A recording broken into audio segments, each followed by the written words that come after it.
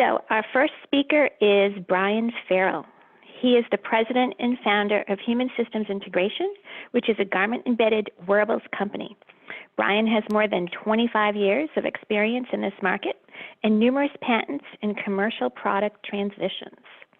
His presentation is titled Enabling Next-Generation Wearable Systems Using Novel Embedded Electronics and Interconnects. And with that, I hand the mic over to Brian. Thanks, Carol. Just doing a quick sound check. Chris, that all sounds good? All good. All right. All right. Well, thanks.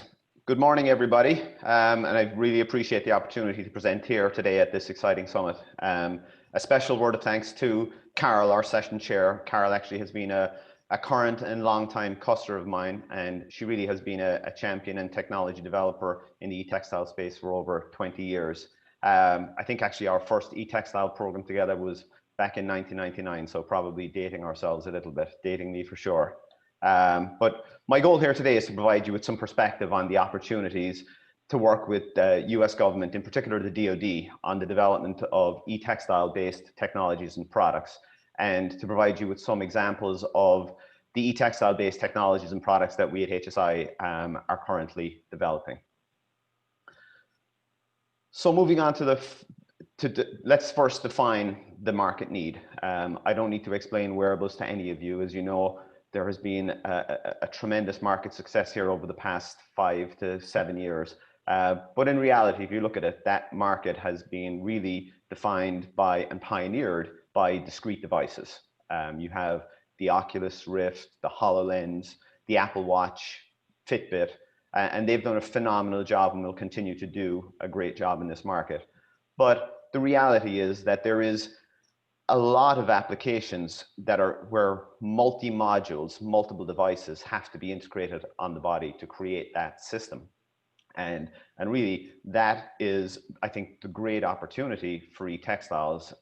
Garment embedded, those multi-module garment embedded systems are really what are going to disrupt and transform this market over the next few years. And the soldier systems market in particular is really crying out for innovation. And there's a number of companies that work with customers like Carol to actually try to apply these creative technologies in this market. So I wanted to first talk about, when we talk about multiple modules and really the system integration challenges that come with that. So when you start looking at these systems, they typically involve computing, power, big requirement for power management, interconnects, which really is where the e-textiles live, wireless communication, etc. Now you add the wearables use model, and that complexity really increases. Not only do we have to worry about the system components that I just talked about, but now you add in the wearables challenges of ergonomics, ruggedness. Now these materials these systems have to go in the laundry. Typically, especially on like base layer technologies, have to be really affordable, because I might need to have several of the same product in my wardrobe to wear one today, have one in the laundry, and have one ready to go tomorrow. So really there is, and I'll focus on that as I go through the presentation here, there is significant differences and challenges between base layer and outerwear.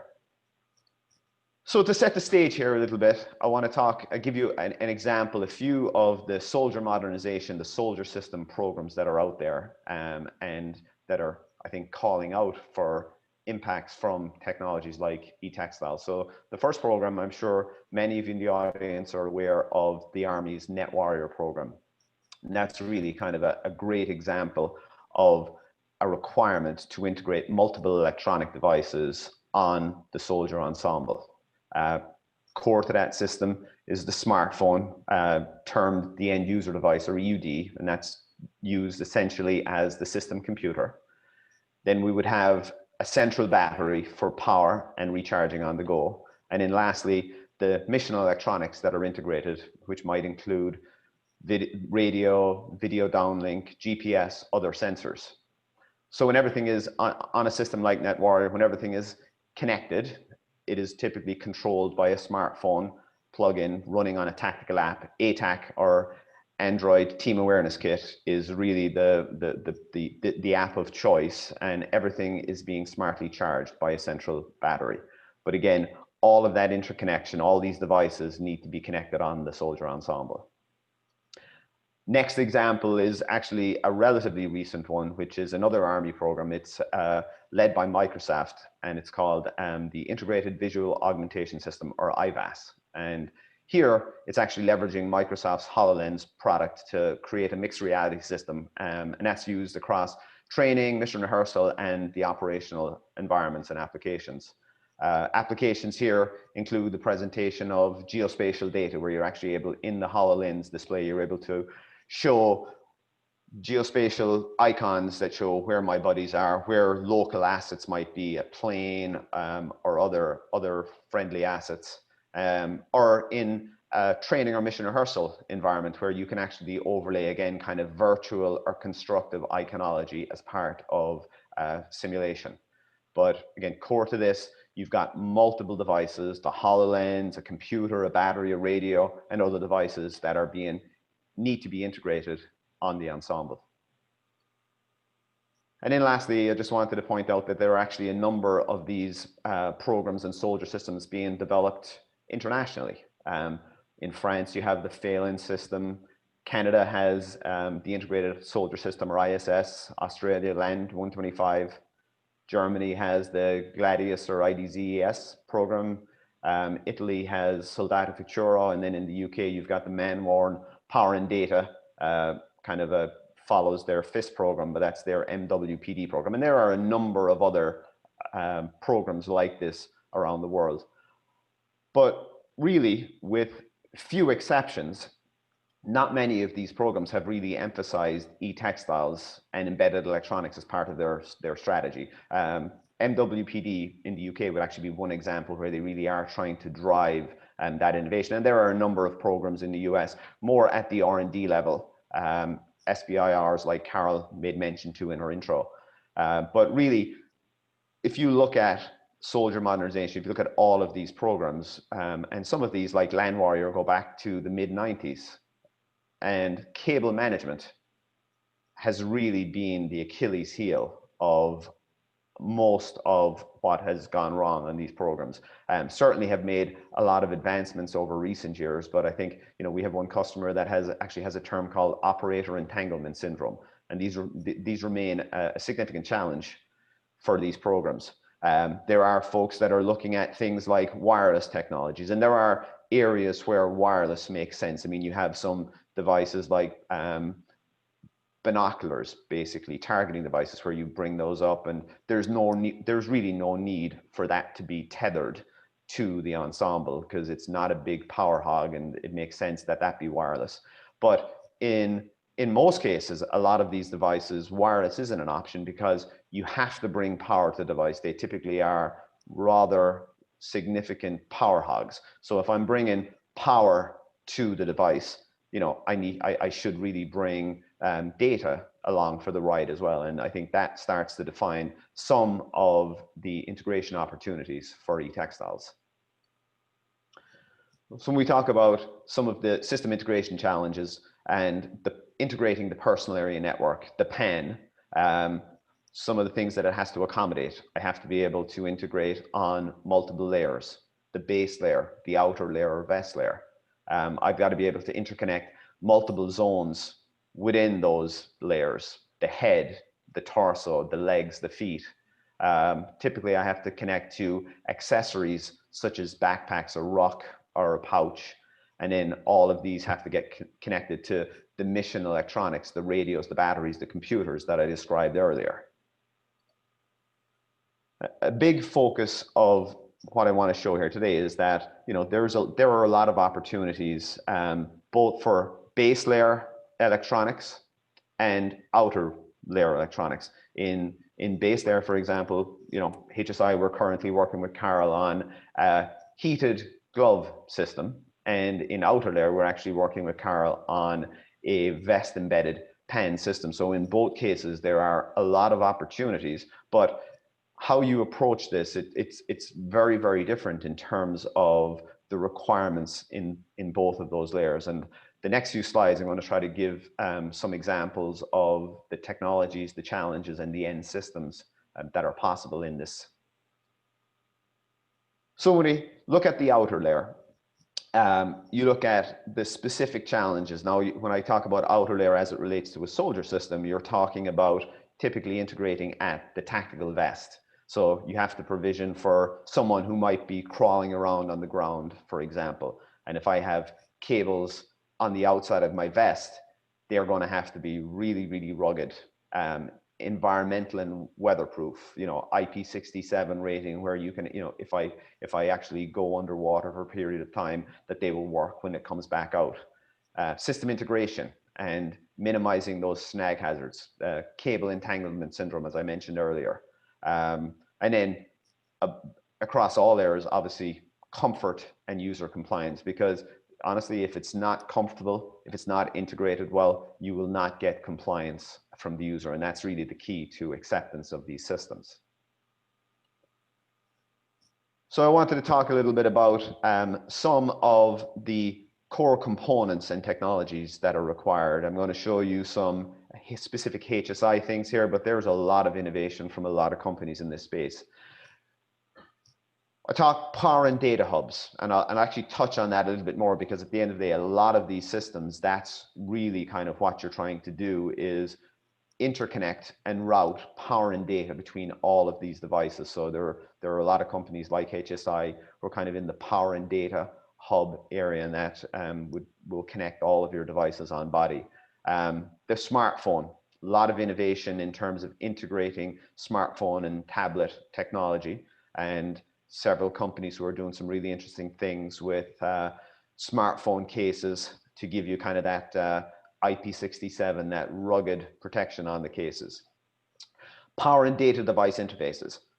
There are so many devices out there, black boxes, that need to be connected in. A host of tactical radios, host of sensors, host of GPS devices.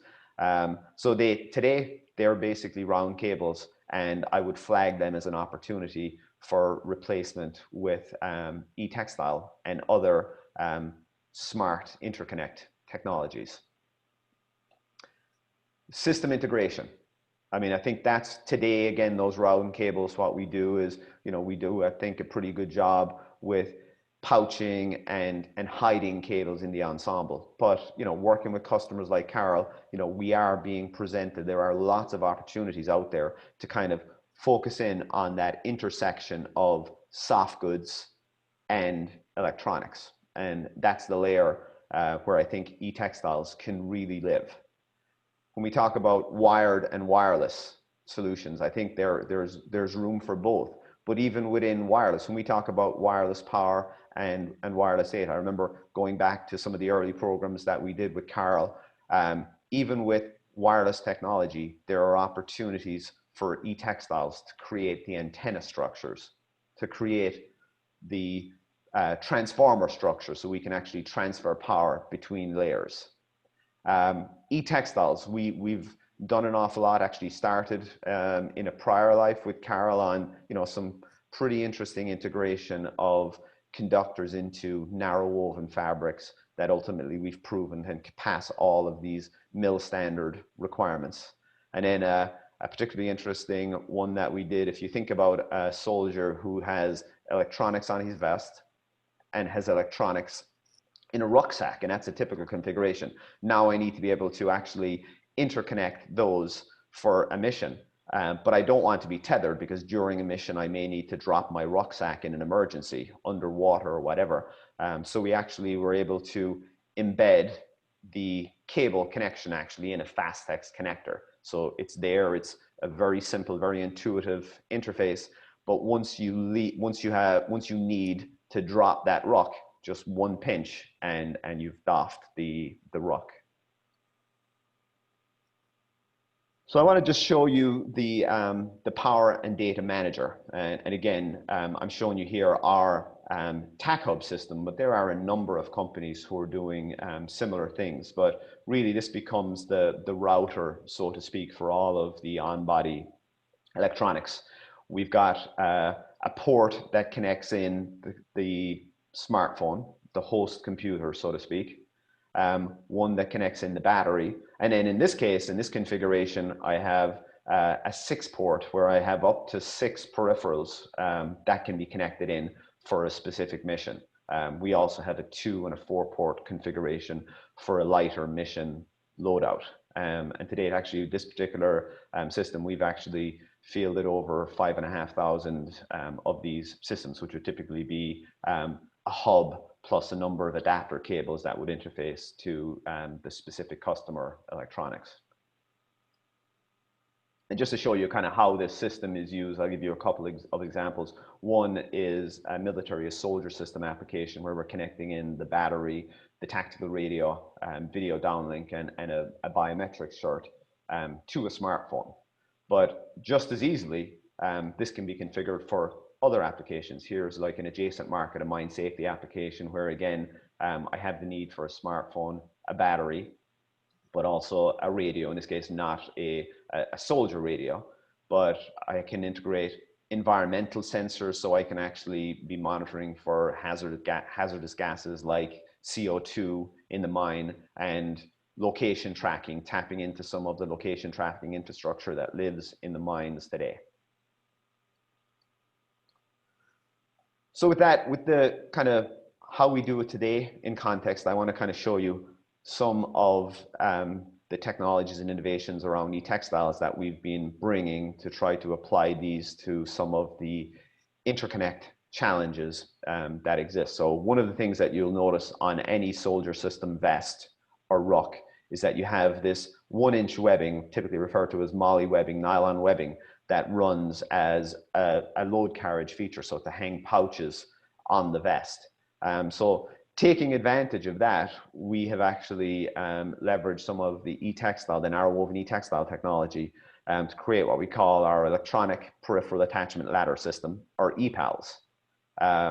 That's actually, so now here we replace one of the moly rows, and it can be more than one of the moly rows, and you can see the tack hub, how it actually then is interconnected from the small of the back out and presenting a number of ports to then dock your tactical radios or other devices. So, you know, really showing you how e-textiles can start to minimize some of those interconnect and entanglement challenges that round cables typically present. This slide here, I'm just showing you a typical narrow woven loom. This is, you know, pretty straightforward, honestly, how we actually create these e-textile structures. You're just putting up the nylon, feeding in the nylon yarns and the wire right into the loom, and just this stuff comes off, this 1-inch webbing just comes off by the mile, and later we connectorize that with whatever the standard connector, the mill standard connector that's required for the specific application. And here I'm just showing you what laid out on a bench, just so you can kind of see what's being connected. So you have the hub in the middle. You can then see how the what would be the belt left and right, the cummerbund, are presenting these connection points. And you'll see here I've just connected in a camera that's displaying on the end user device, and all being smartly charged from this central battery over the EPALS network. So moving on to the base layer, there are some very, very different challenges. The base layer now I'm getting into next to skin, getting into a lot of different body types. So now I have to worry about the ability for the bus to stretch, to make a conformal contact with the body. If I'm using, for example, a physiological monitoring, I need to make sure that my sensors are in constant contact with the body. So that requires the stretch and conformal characteristics. And then ultimately, especially with base layer, you know, you have to provision for it being laundered every day. So some of the technologies, you know, we've been doing an awful lot with e-textile. In this case, this is actually narrow knit to get the stretch characteristics, as opposed to the woven that I showed in the outerwear, where you're looking more for non-stretch and ruggedness. and then also working with a lot of other technologies like printable inks. Wearable computing at the base layer, that's a different challenge. Ultimately I may interface with a smartphone, but locally I do need a smaller dockable computer. I can't just dock a large smartphone on a base layer. So now we get into like embedded microprocessors, being able to package those microprocessors to create kind of that small embedded computing local to the base layer. And then how that actually docks, how you actually protect that from moisture and all the other environmental hazards. Some of the big challenges that we've been addressing, and successfully. So physiological sensors, cardiac respiration activity, shown here is an ECG, silver coated nylon ECG electrode, and a printable ink. Haptics, very, very interesting technology that we've been embedding in garments to kind of give you some tactile cues for situational awareness. I emphasize launderability, can't emphasize that enough.